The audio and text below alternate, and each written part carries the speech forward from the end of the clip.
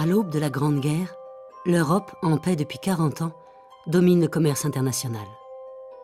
Avec près de 60% de l'or monnayé dans le monde, les Européens détiennent l'hégémonie financière.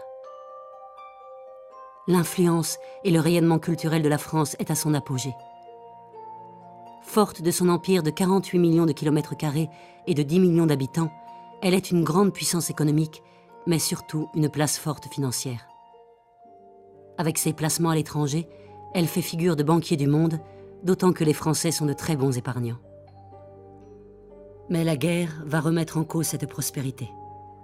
Elle va engloutir les économies d'un siècle, marquer la fin d'une société, enterrer à jamais la stabilité monétaire et détrôner la France de sa position financière internationale.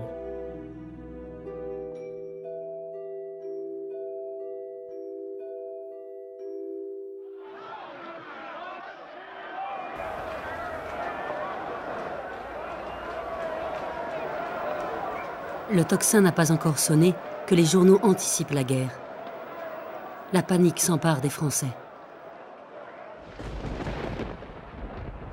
Les files s'allongent aux portes des banques. Aux caisses d'épargne, les retraits sont multipliés par 4 le lundi, par 6 le mardi, par 20 le mercredi.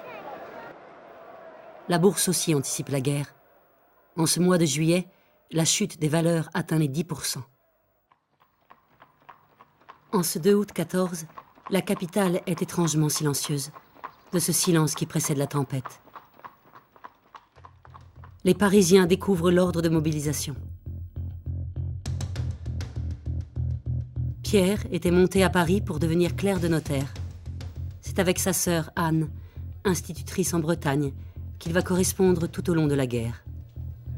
Ma chère sœur, je viens de laisser des consignes à celui qui va me remplacer à l'étude.